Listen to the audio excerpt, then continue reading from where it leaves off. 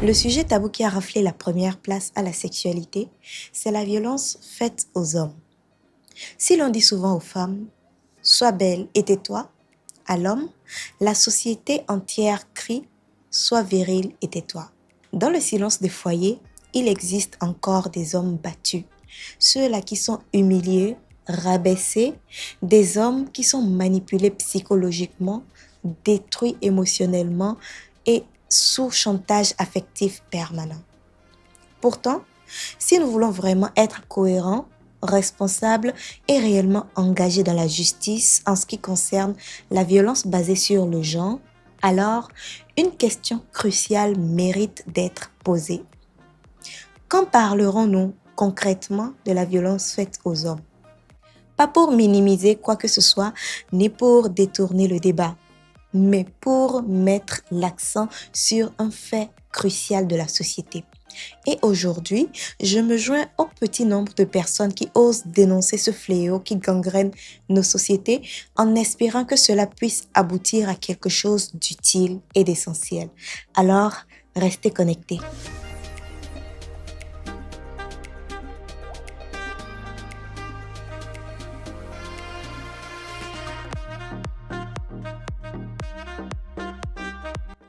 Bonjour et bienvenue sur Diram Soy, l'espace dédié à toute personne qui souhaite faire de son image un pilier de l'élégance et un véritable atout de distinction.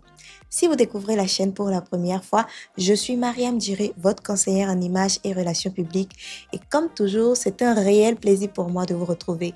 Alors, si vous n'êtes pas encore abonné à la chaîne, je vous invite à le faire puis à activer la cloche de notification pour ne manquer aucun de nos rendez-vous. Chaque année, du 25 novembre au 10 décembre, le monde entier observe 16 jours d'activisme contre la violence basée sur le genre.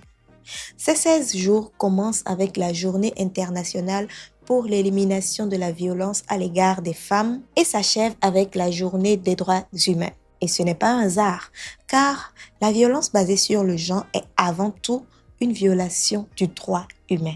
Durant ces jours, les campagnes se multiplient pour informer, sensibiliser, briser le silence, encourager les victimes à parler et pour appeler également les États, les communautés et même les familles à agir. Au Bénin, comme ailleurs, des actions ont été menées pour l'année 2025. Des campagnes numériques, des prises de parole publiques, des messages, des visuels, des engagements institutionnels. Et d'ailleurs, le thème retenu pour l'année 2025 met l'accent sur les violences numériques faites aux femmes et aux filles. Un phénomène réel, grave, qui ne fait que croître. Tout de même, j'ai l'impression qu'on oublie totalement les garçons et les hommes dans cette lutte. Pourtant, ils sont tout aussi victimes que les femmes. Avant que certains ne s'amusent à déformer mes propos, mettons les choses au clair. Je condamne avec une fermeté absolue toute violence faite aux femmes. Cependant, on ne parle presque jamais de celle infligée aux hommes. Alors, quand nous parlons de la violence basée sur le genre, de quel genre s'agit-il réellement? Pour mieux accorder nos violons, je vous invite à revenir sur la base de la définition elle-même.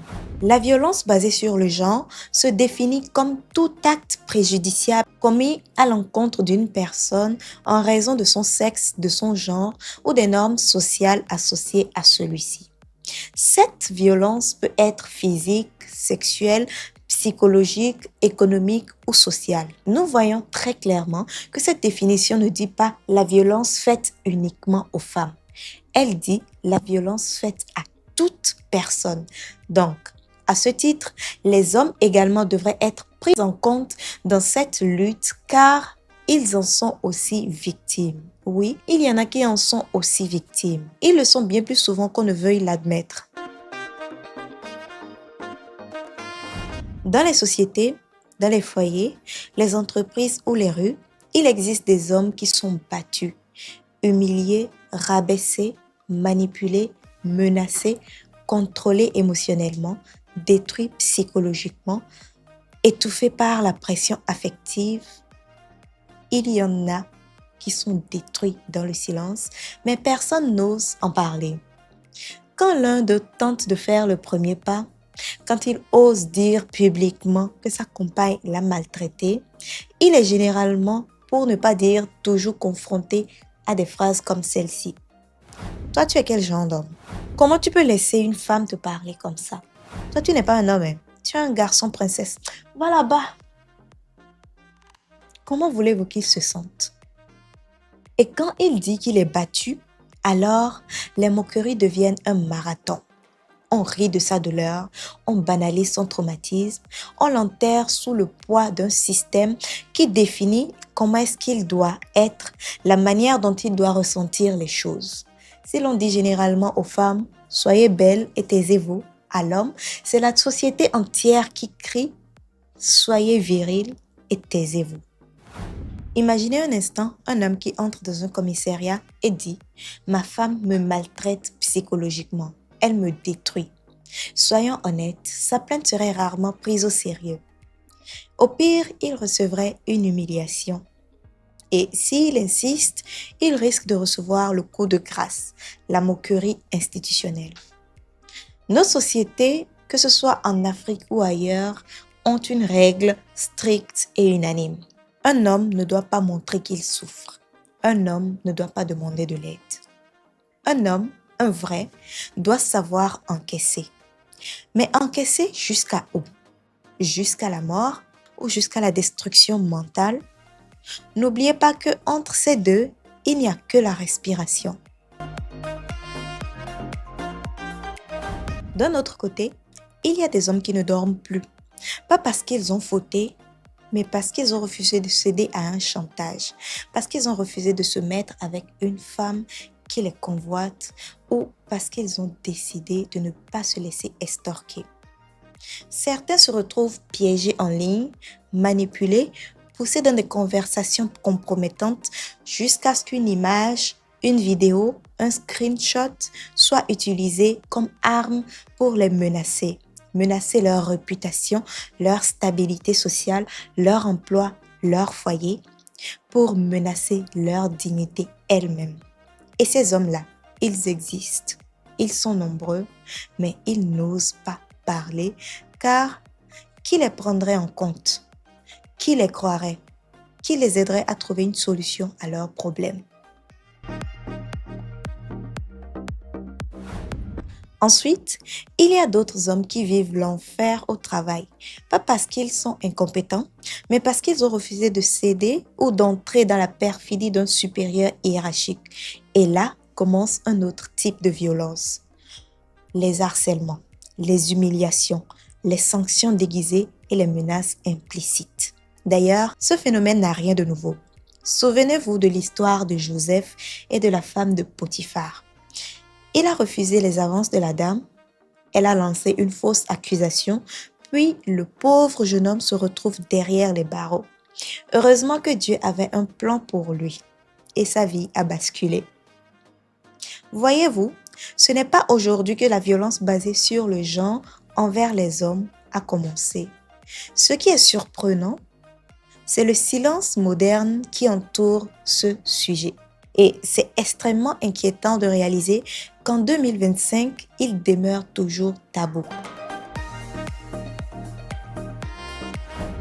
Alors, de quoi parlons-nous exactement quand nous abordons la question de la violence basée sur le genre? Que faisons-nous concrètement ou qu'est-ce qu'il y a lieu de faire pour changer les choses? Si nous voulons être véritablement engagés dans cette lutte, nous devons d'abord avoir le courage de dire les choses telles qu'elles sont. Il n'y a pas de hiérarchie dans la souffrance. Il n'y a pas de victimes légitimes et d'autres qui ne le seraient pas. Il n'y a pas de douleur acceptable selon le genre. La prévention passe par l'éducation, le changement des normes sociales, la protection de toutes les victimes et des politiques publiques inclusives sans bien sûr oublier la parole libérée, sans moquerie, sans stigmatisation. En résumé, retenez que la violence n'a pas de genre, la douleur non plus. Alors, la justice ne devrait jamais en avoir. Si nous parlons de justice, parlons-en pour tout le monde. Si nous parlons de genre, parlons-en dans sa globalité. Et si nous parlons de la violence, Parlons-en pour toutes les victimes. Car le vrai courage, ce n'est pas de répéter ce que tout le monde dit déjà. Le vrai courage, c'est de pouvoir aborder ce que tout le monde évite, surtout quand ça pique.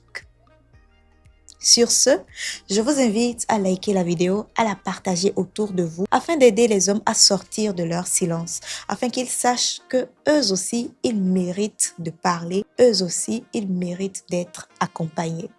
D'ici là, portez-vous bien. Merci et à très bientôt.